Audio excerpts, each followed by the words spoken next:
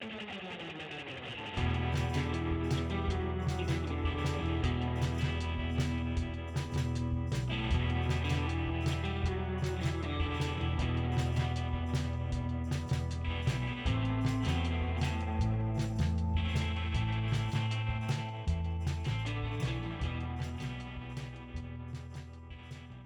I'm Dave Belsky. This is the Sunset Session brought to you by FlowerHire. I am your host.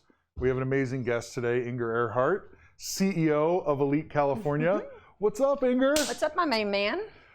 So what is Elite California?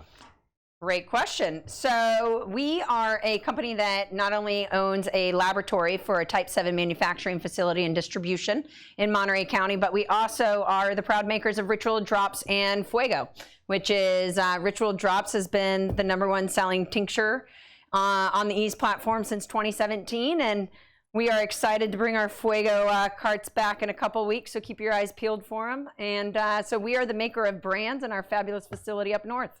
That's awesome. And I believe that, is it tincture or is it drops? We like to call them drops because we wanted to make sure that when we were getting into the industry, we were trying to bring people into today versus back into the 1920s. Right. Is it like, it seems witchy. It seems real witchy, like a tincture, but a drop is like, oh, okay, I got it. Drop. Absolutely. It's cannabis on the go. I mean, you could take it with you when I fly. You know, it's something where it helps me nice and relax while I'm going. It's nice and easy, right in my purse.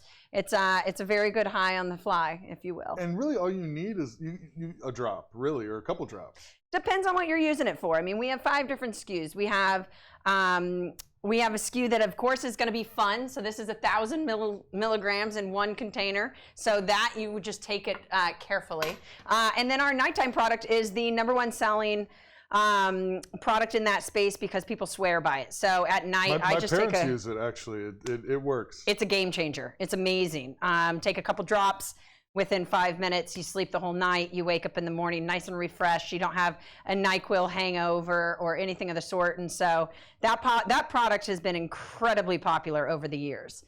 It's like even keeping up with demand. Right now, obviously, the lab is humming and there's no issue there. But like people look for it proactively and return to a retailer or to Ease to get that product. Absolutely. When we first launched it, we were making the products on our farm as we were building infrastructure. So it's like going to a Walmart and getting an order for 1 million brooms and you haven't even figured out who you're going to get the wood from. So we had to figure out catching up with that supply and demand really, really quickly. So every once in a while when nighttime would fall off of the menu, it was actually the #1 complained about and written in product on Ease because people swear by it. I know one thing, you don't mess with people's sleep, period. Well, there's don't mess with sleep.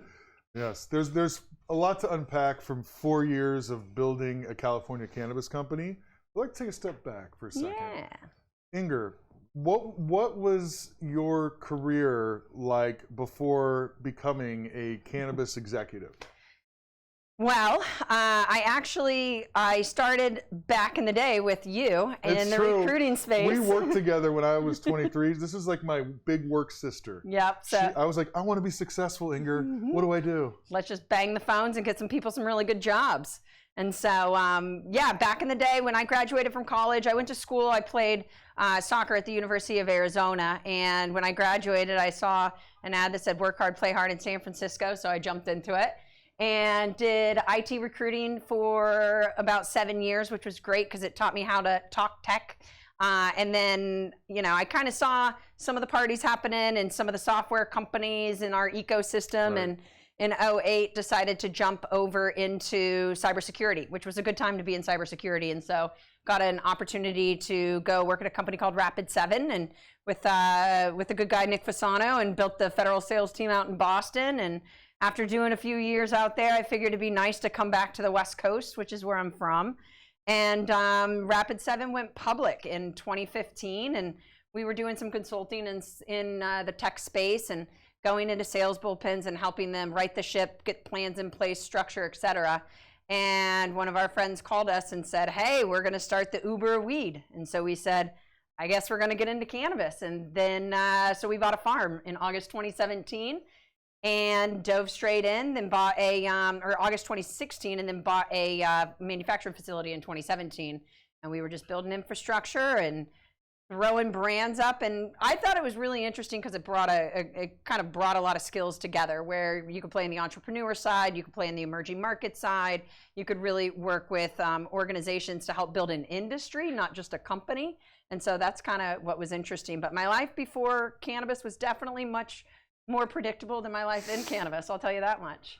Well, so people in your orbit got into cannabis, and you basically were like, followed them in. Mm-hmm. And obviously building a cannabis company is a lot different than building a tech company in many, many ways. Mm-hmm. And you know, what, I guess, in 3 words, is the biggest difference between like the old world of tech versus trying to make things happen in cannabis? Yeah, I mean, I would say lack of institutions would be the 3 words. So like no banking? No banking, no institutional cash for fundraising, no trademarks, USPTOs, none of the federal institutions that really do help allow companies and entrepreneurs to build in this country, right? You can take loans, not an option.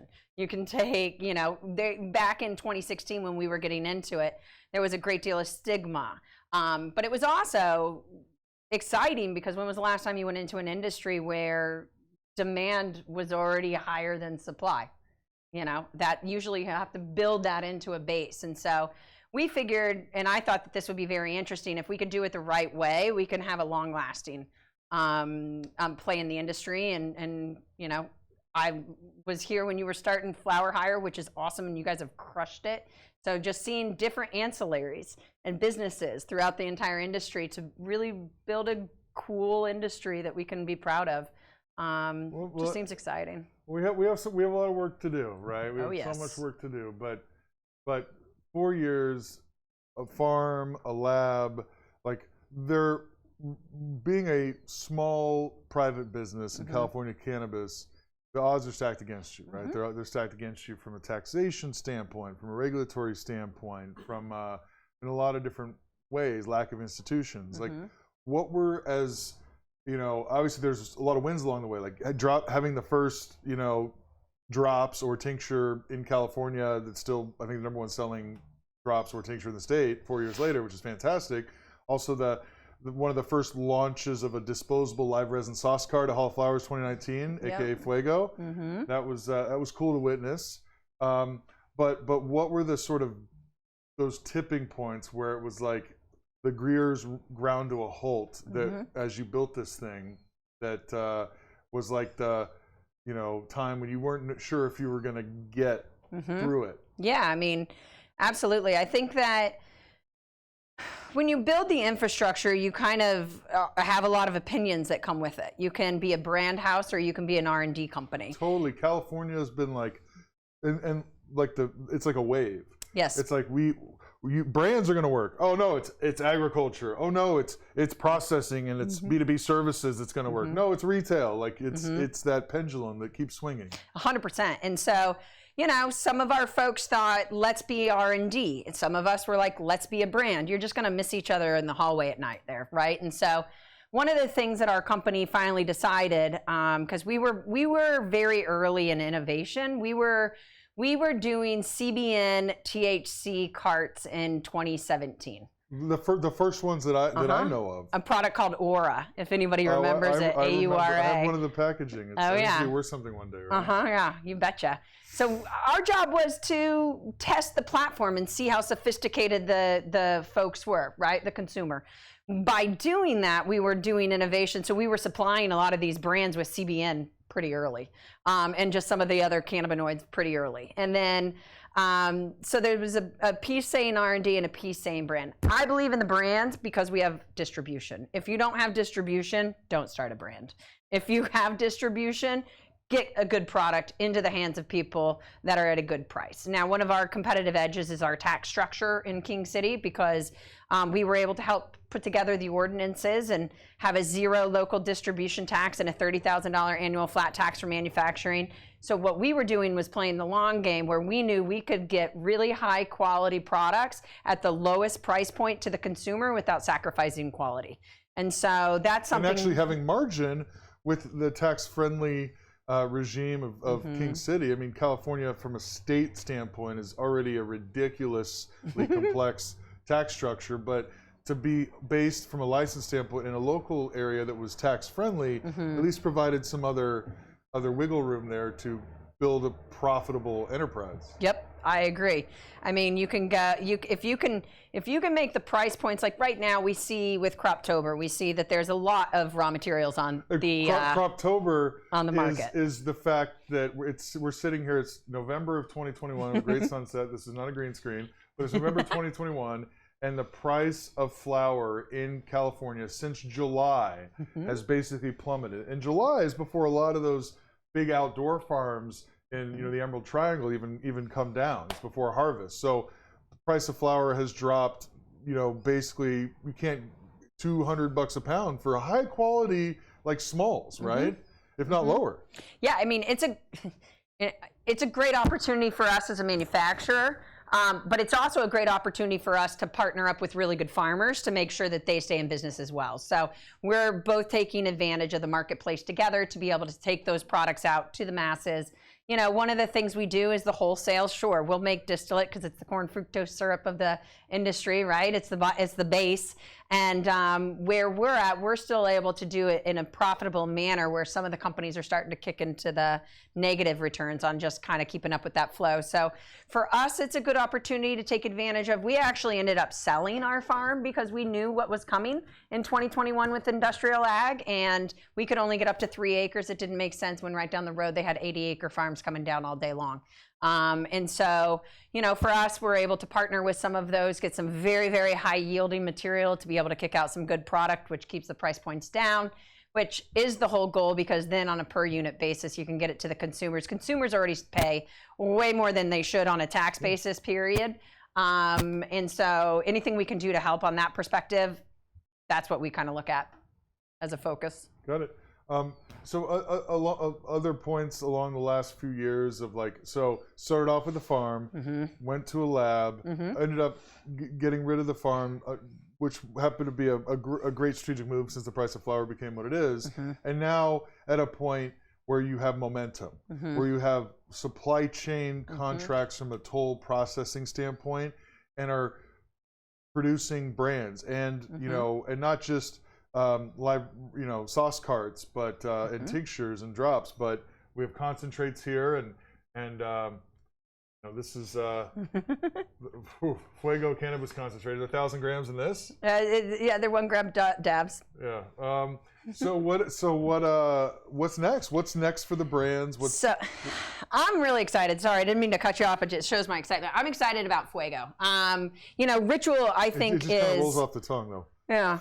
And, Fuego. And it's not, Fuego is Fuego, but it's how do you live Fuego? That's really what it is. I want to know, how do you kind of take it up a notch in your life, right?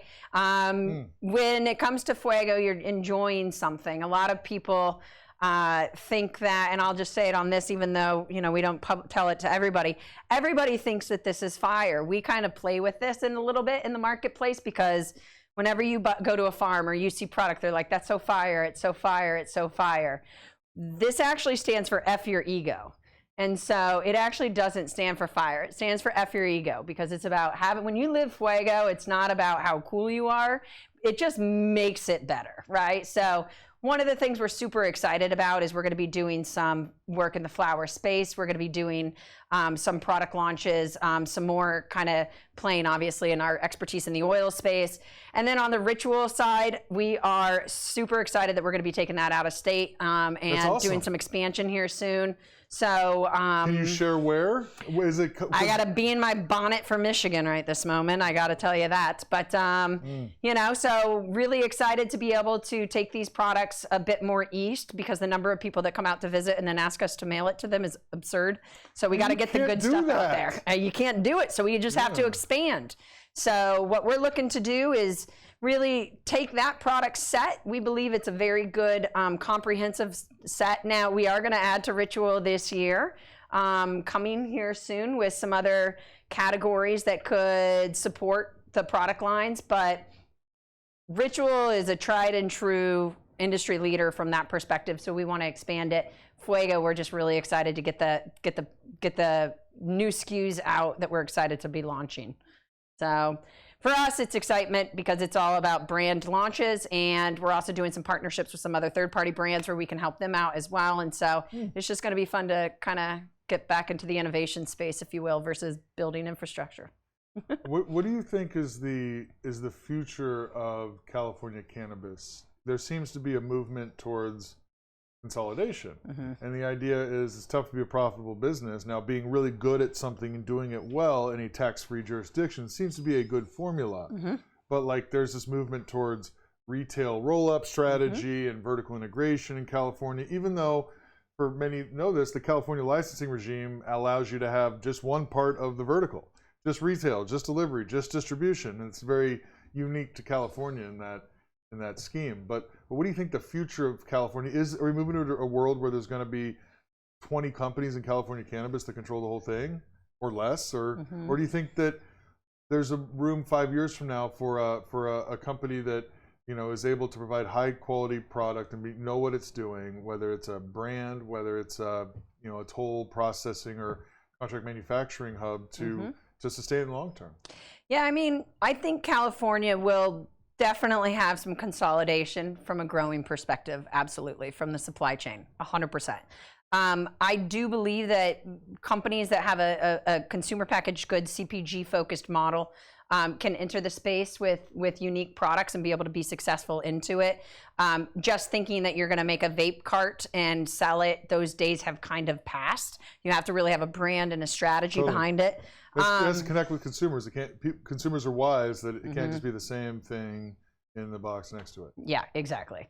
And so I think that California is the tip of the spear when it comes to this, right? I mean, I think it will follow pretty similar in the lines of some of the alcohol space and the wine and space, right? Where you may be able to have it being bred out here with some innovation, then you can package it and you can push it throughout the states, and then New York's going to market it and finance it.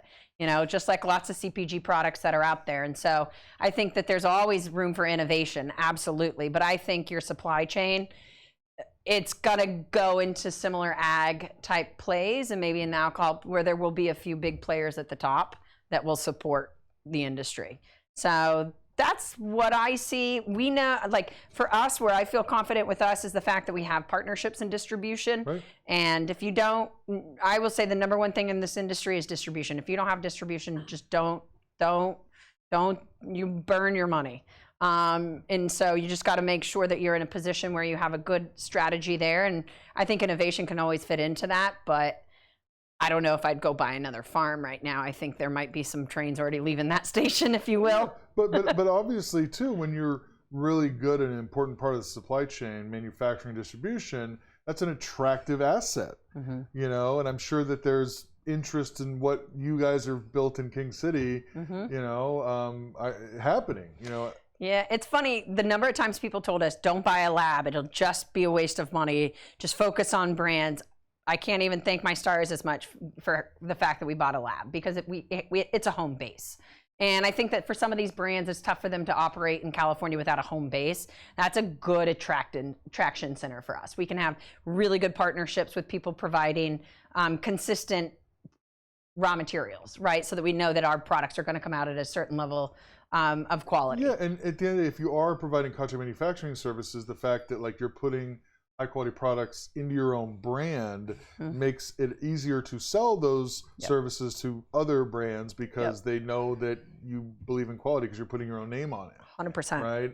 And no, I definitely see that. So last thing I want to talk about, and this has been fantastic, is people. So, you know, FlowerHire, I actually in a lot of ways feel very fortunate to be on the ancillary side and not have to build a cannabis brand because of all the challenges associated there. Recruiting is no picnic, but at the end of the day, what is sure, and what I'm sure you've seen over the last 4 years, this is not a get-rich-quick industry. No. There is something about, though, the challenge, the people, the plant that makes this industry worth it, makes this industry worth navigating through uncertainty and lack of institutions and unscrupulous parts of the supply chain and keep going. Like what is it, what makes it worth it? And is it the people, is it the plant, is it the stories from consumers about how well your products help them sleep, and they don't have to take Ambien anymore? Like, what is it? I think a factor of all of those, but the people is the most important asset in our entire business. Is our people. Period. Full stop. Doesn't matter. I don't care. Doesn't matter. Doesn't matter what anybody else can say, because I think that unless you have the right people on the right bus in the right seats, you're going nowhere. And if you get the right people, and sometimes you got to shift and you got to move them around a little bit to get them into an optimum level of, you know, where you can get the best out of them and where they feel the best of what they're giving, you know, you gotta make sure you bring the right people in, especially in this industry where you have to have a lot of trust. Like, if somebody's running your wholesale and you don't trust them, that's a red flag. You know, you got to make sure that you're all have a common theme, a common goal. And for me, it's very important for our team to have skin in the game. I don't believe that if you're building a company, you shouldn't have some participation in the upside. I believe that that's 100%. I don't like it. You know, I like the kind of people that I've gotten to meet. I think this industry, I've gotten to meet some of the coolest people I've ever met.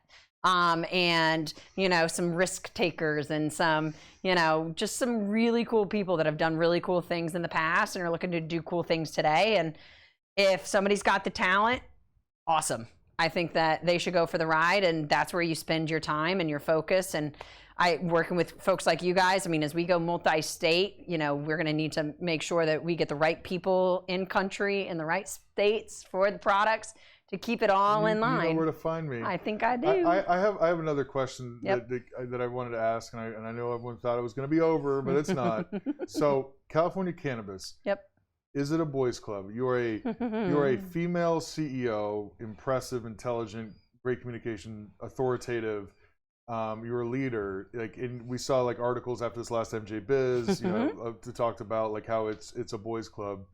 Is it a boys' club? Is there space for female leadership? What can happen to continue and make this a more profitable yet diverse and equitable industry? Yeah, absolutely. I think that's one of that's a big mission for me, is to bring other females through the ranks into this. I'm lucky that the men that I work with don't necessarily think that way, because I've worked with them in many male-dominated industries.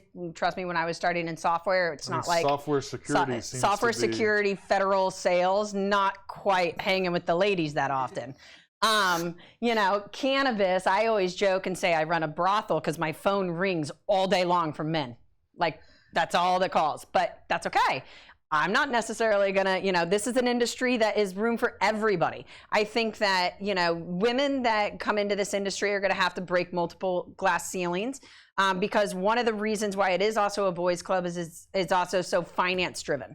And that is also a boys' club. So you gotta break through the boys' club to the cannabis side to be in the boys' club and the finance side to actually be in the entrepreneur conversations. Now, I think that there's a lot of ways where women can do that and be very, very successful. It's just whether or not they choose to do that. I don't see the industry saying, no, you're not invited. Sure, I may have to go to a hustler club or a, you know, Spearmint Rhino after party, because that's the way the flow of the MJ BizCons and stuff like that. But at the exact same time, you're not getting any of the rubs, or you're not supposed to be here. Actually, a lot of people ask me this question, and I love it and I thrive off it, because that's what being an entrepreneur is. Whether you're going into an emerging market as a company, as an industry, as a human, it's all the same thing. You're going against the grain. Exactly. So I expect it, I like it, and I have really good big brothers that make sure that you know, it doesn't go the wrong way, if you will, in the boys' club, and that we're all moving together, regardless of people's sex or, you know, nationality or any of the sort. I think that the industry is big enough for everyone, and it's just how you attack the industry is how people will embrace you, not what you are. So that's my thought. But I would love to continue to break through those ceilings and bring women up through the ranks. It was 100%. Awesome.